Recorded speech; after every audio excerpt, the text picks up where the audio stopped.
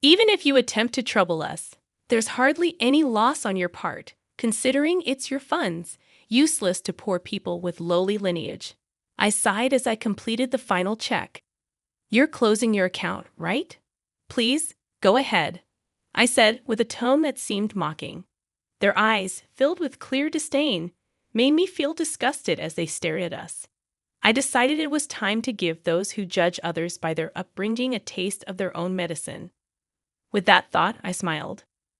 My name is Tiffany, a 29-year-old office worker. Currently, I'm living a peaceful life with my mom while working. My dad passed away from an illness when I was young.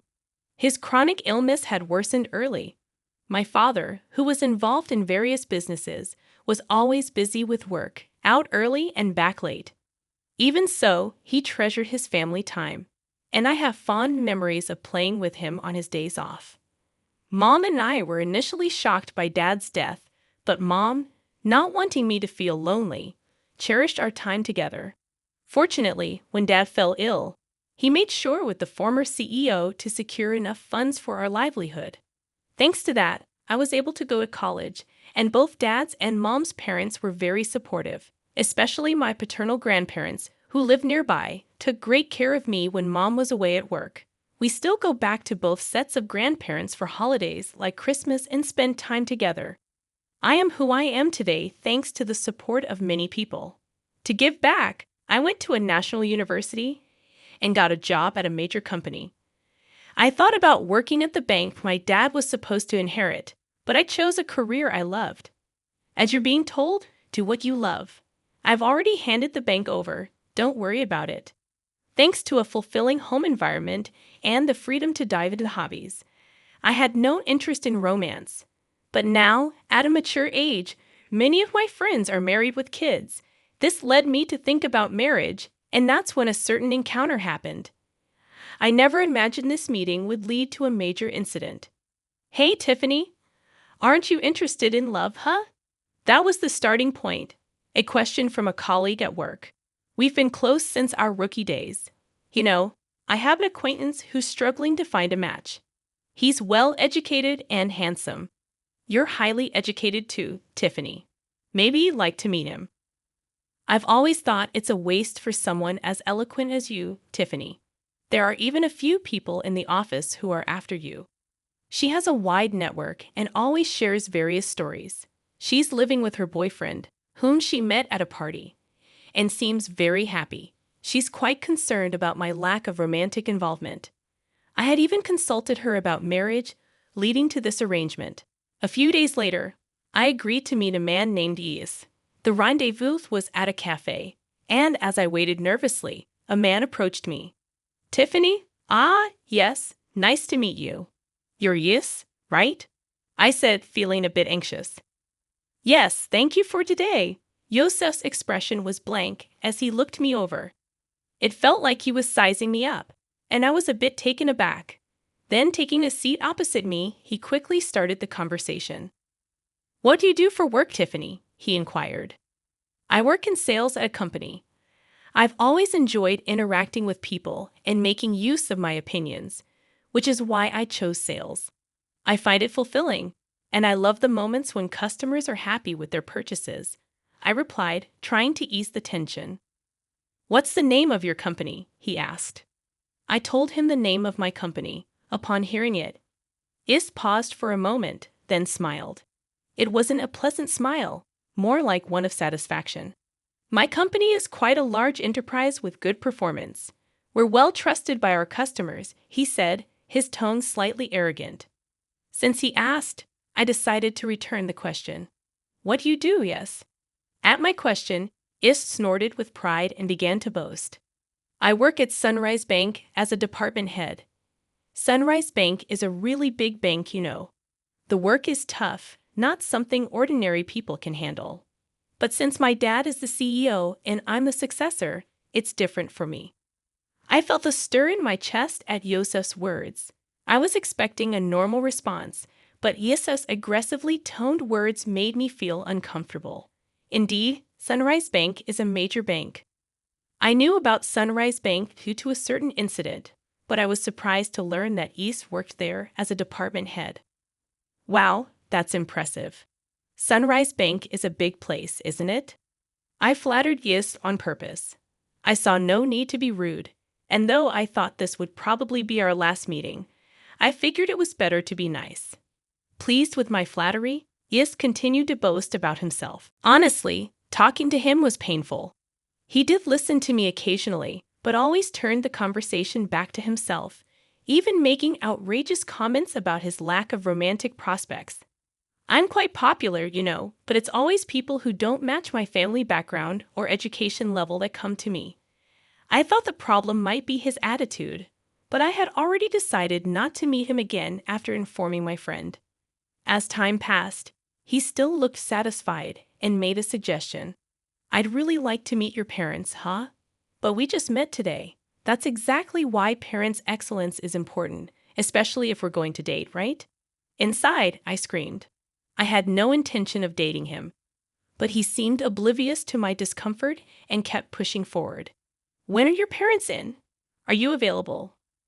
I'll have to discuss it with my mom. What about your dad? As Yeast pressed on, I felt a growing sense of disgust, but couldn't find the strength to cut him off. My dad passed away when I was young. At my words, Yeast narrowed his eyes. Suddenly, waiting for him to speak, Yeast just said, I see, and fell silent, pondering. Well, send me a date that works for you later. I'll adjust my schedule. No, thank you. Should we leave then? Before I could finish, Yeast stood up. It felt like talking to someone from a different world, despite my reluctance. I had given him my contact information and even discussed meeting our parents. His disdainful look upon hearing about my father's absence bothered me. In the end, we agreed to meet again with our parents. When I explained this to Mom, she smiled. Riley, maybe you were just nervous because you haven't dated before, she said reassuringly. Maybe, but the way he spoke was weird. Well, his parents will be there, right? Just say no if it doesn't feel right. I'll be there too, I replied, feeling guilty. Thanks, Mom. Sorry for dragging you into this, I apologized. Mom laughed heartily. It's okay. No need for you to feel bad. Besides, I'm curious about Sunrise Bank, so let's see how it goes. So, Yis and I arranged a family meeting. At that time, I had no idea Yis had planned the meeting for such a shocking purpose. On the day of the meeting, we arrived at the place Yis had chosen. It was a fancy restaurant. It's a big place, isn't it? I remarked as we entered. Yes, it is, Mom agreed. Inside, our table was ready, but Yis hadn't arrived yet. We entered and waited, and shortly after the scheduled time, Yis and his family arrived. Sorry we're late. The traffic was terrible. Nice to meet you. Thank you for today. Yosef's family unapologetically took their seats. Irritated but not wanting to start a fight, I initiated the family meeting. After some time, Yosef's mom, Morgan, with a sly smile, spoke up. So, where is your father? Is he coming later? Huh? She inquired, looking around. I looked at Yis, but he just smirked dismissively and said nothing. I had already told him my dad was deceased. Morgan acted as if she didn't know, despite having agreed to meet our families. Mom quickly responded. In my stead, my husband passed away from illness when Tiffany was young. So today, I'm here as her mother, Mom responded with a calm smile. In contrast, Morgan raised her voice in an exaggerated manner. Oh my, Tiffany is from a single-parent family. Her words took me aback. Even after explaining that my father had passed away from illness, her tone clearly carried malice. Being from a single-parent family, life must be quite hard, huh? But she graduated from a public university. That's commendable, right? Really, but still, being from a single-parent family, wouldn't dating her be complicated? Ye's family's conversation left Mom and me utterly dumbfounded. Despite being present, they spoke so disrespectfully, mocking us as if being from a single-parent family was something bad. Such words weren't suitable for a first meeting. Angered, I retorted in a low voice, Excuse me, but after Dad passed away, Mom raised me with great care. I owe my current life to her. And isn't it rude to speak about someone like that when you've just met, Tiffany? However, Morgan burst out laughing at my words. Rude, isn't it? More absurd for the daughter of a single parent to think about marrying into a high-class family. I'm not really into strong-willed women. This is pointless. There's no getting through to them. Thinking this, I just stared at them in disbelief. I had high hopes since she works at a major company. Well, you'll eventually carry on Sunrise Bank, so maybe she's not quite at your level. As they hurled more insults, I felt no need to listen anymore. Trembling with anger, Mom glared at them. Did you invite us here today just to look down on us? I've heard from Tiffany about the other day. You're enjoying berating us for being a single-parent family, aren't you? Her words took me aback. Even after explaining that my father had passed away from illness, her tone clearly carried malice. Being from a single-parent family, life must be quite hard, huh? But she graduated from a public university. That's commendable, right? Really, but still, being from a single-parent family, wouldn't dating her be complicated? His family's conversation left Mom and me utterly dumbfounded. Despite being present, they spoke so disrespectfully, mocking us as if being from a single-parent family was something bad. Such words weren't suitable for a first meeting. Angered, I retorted in a low voice, "Excuse me, but after Dad passed away, Mom raised me with great care. I owe my current life to her. And isn't it rude to speak about someone like that when you just met, Tiffany?" However, Morgan burst out laughing at my words. Rude, isn't it? More absurd for the daughter of a single parent to think about marrying into a high-class family. I'm not really into strong-willed women. This is pointless. There's no getting through to them. Thinking this, I just stared at them in disbelief. I had high hopes since she works at a major company. Well, you'll eventually carry on Sunrise Bank, so maybe she's not quite at your level. As they hurled more insults, I felt no need to listen anymore. Trembling with anger, Mom glared at them. Did you invite us here today just to look down on us? I've heard from Tiffany about the other day. You're enjoying berating us for being a single-parent family, aren't you? It was the first time I heard her speak so sternly. Please stop with the accusations. It was just a little teasing, right? No one feels good being mocked, and all your remarks are condescending. We have no intention of listening to this any further. E's family looked displeased at Mom's clear statement. Presumptuous for commoners, huh? Indeed, that may be the case, but this has made up my mind. E's family looked briefly surprised at Mom's words, then burst into laughter. They seemed to be thinking, what can you possibly do? Mom sighed and began to speak. Actually, we have funds deposited with your bank, but we don't wish to entrust them to people like you. Oh, really? But we don't know your name, so it can't be much, right? It's probably insignificant. That's right. Even if you try to trouble us with your fun, it won't really affect us.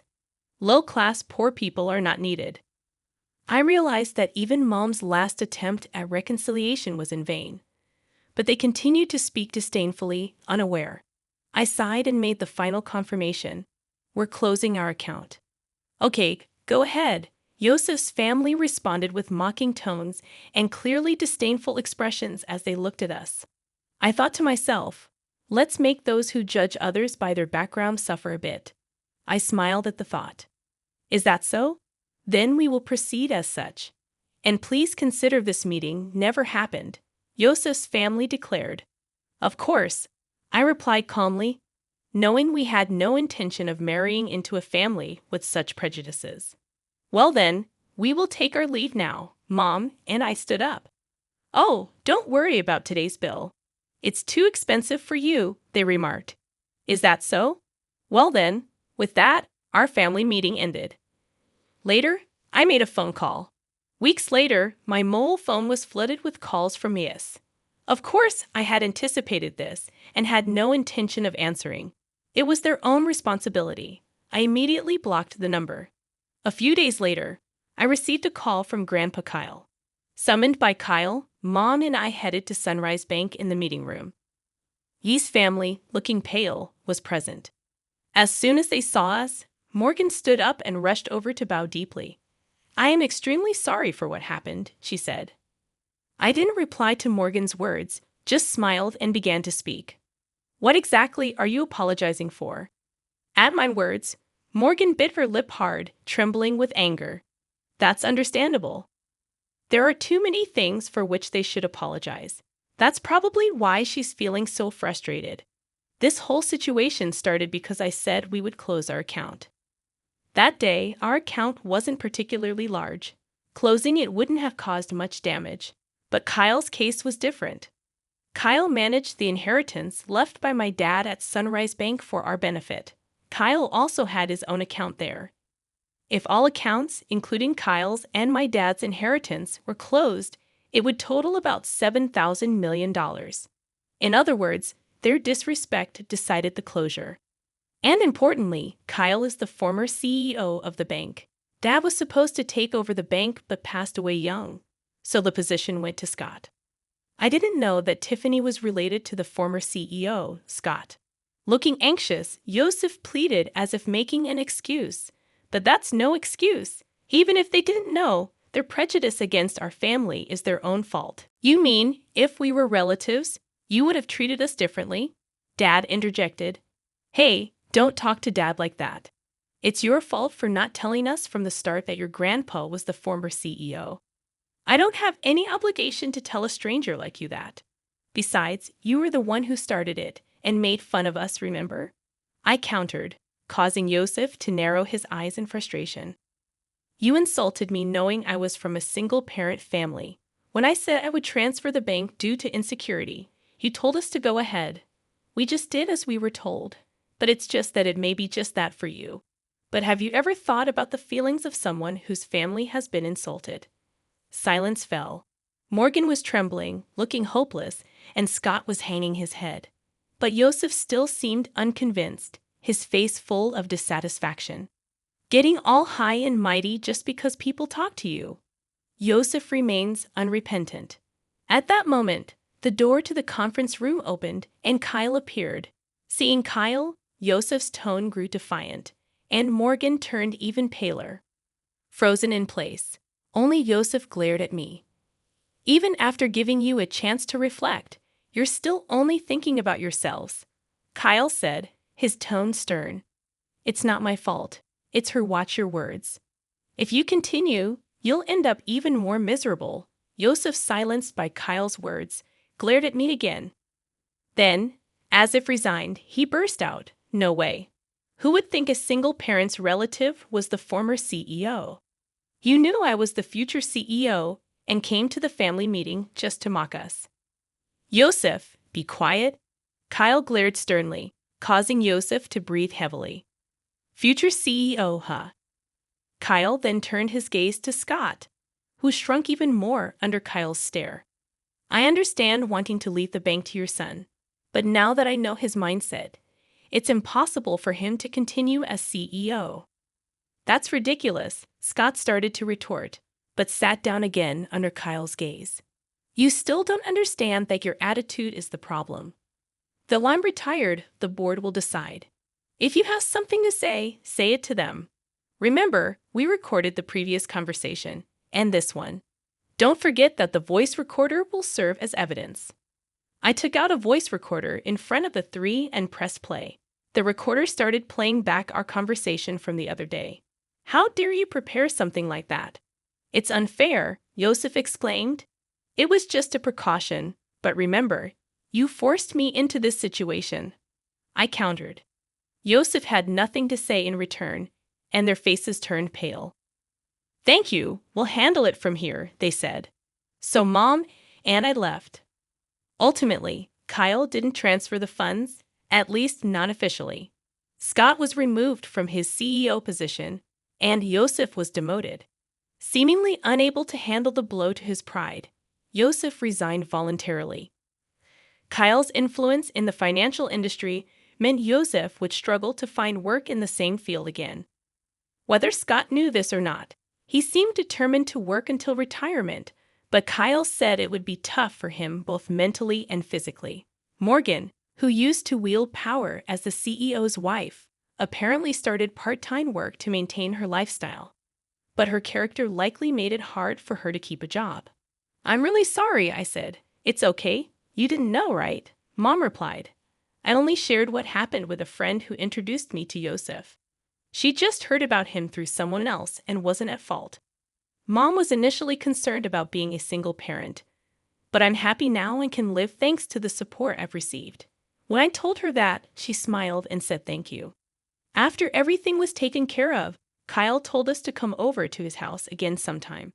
I'm really grateful for Kyle's help in resolving the situation. He was tough, but I'm happy now, so it's okay. I have some good news for you, Mom said one day. Really? It's not about dating again, is it? I teased. It's a friend of my boyfriend this time. He's definitely a good guy. I'm not interested in dating right now, but I'm satisfied with my current life. I want to keep cherishing those who support me. And maybe someday I'll meet someone I really click with.